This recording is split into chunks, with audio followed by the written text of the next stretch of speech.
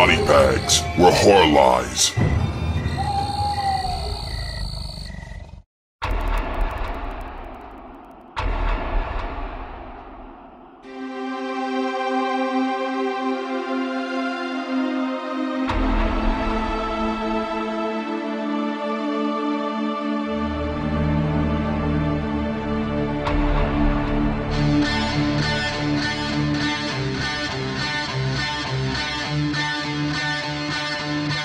Yo, what's up everybody? Welcome to week 38 here on Body Bags. I am your host Moodz616, and thank you once again for dropping in. Alrighty guys, yeah, it's Sunday again, and it's that time to do a review. So, continuing along here with foreign horror themed month. Yeah, this is going to be review number 4 for the month for me. Yeah, and this one right here is coming from Korea. So this is a Korean horror film.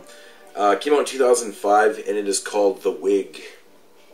I remember when I first came across this film, reading the synopsis on it, I had to check this out. So, but yeah, getting into the plot of this one, it's a very simple story. It's about two sisters. It's basically kind of like a character study of these two sisters.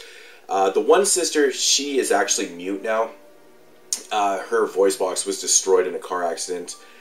Basically, what happened? She got into this car accident, and some rebar actually went right through her throat, so she can no longer speak anymore. And her sister, unfortunately, is dying from terminal cancer. So the mute sister has been kind of forced to look after her sister and whatnot and stuff. And so her sister's been going through all these chemo and like all these tests and stuff like that. And she's ready to be released from the hospital out into the back into society and stuff. And basically she's lost all her hair and stuff. And so her sister decides that she's gonna buy her a wig, to cover up, her head and stuff like that. So basically she buys her this wig, not knowing exactly where this wig has come from. There's a whole backstory with the wig and, how it became possessed and whatnot and stuff. So basically that is what's going on here. Her sister buys her this wig, she puts it on, and then slowly starts kind of changing. She kind of starts becoming like a different person, starts doing like really weird things. And what the wig is basically doing is taking over her sister. It's kind of controlling her and making her do things and stuff like that. So that's basically the premise of your film. Now my thoughts on this one. This movie is really serious toned. Very, very serious toned. It's a very elegant film. It's very soft spoken. Of course the one sister is mute, so but it's very soft spoken. The score in the film is very elegantly done. It's very quiet. It's a very quiet film.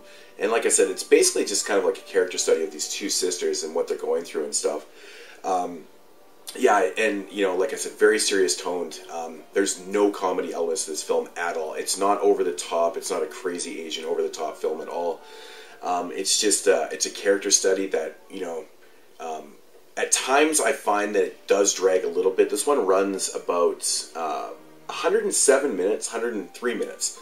So I found that it was a little long. I found that the end of the film was kind of dragged out a little bit. It was almost too serious. That was kind of the one problem I had with this movie, that it being very serious tone, which is fine, but it just kind of just takes you like into a place where you're just like, wow, it's just, there's so much seriousness going on in the film that it almost feels like very artsy and stuff. And it's not really a problem, but I just found that it kind of dragged out a little too long in the end and stuff. Now there's not really a lot of like gore and deaths in this film. Like I said, it's a character study, so it's about these characters. There's other people involved. Like there's a guy involved. He kind of looks like actually like a young version of Jackie Chan. It's really funny. But he's involved with both of them and stuff. So there's that whole thing going on. But it's executed pretty well. Like the director did a good job with the direction. It's shot very well. And there's some pretty interesting visuals going on here. I don't want to give any of the visuals away and stuff because there's not too many in the film, so I don't want to ruin anything for somebody out there that wants to check this out. But just know what you're getting yourself into. It's a very serious tone film, and it's kind of not what I was expecting, to be honest. But with that said, I thought it was pretty cool. I thought it was a very cool film. Like I said, it does drag a little bit, which is kind of the biggest problem. But you know, it's an interesting watch. That's all I can say. Very elegantly executed, you know, in tone and in atmosphere, and you know, it just has this really kind of like somber tone to the film, which is, you know, you can hear the score in the background. That's basically what you're getting right there. That score fitting this perfect, you know, kind of somber tone to the film.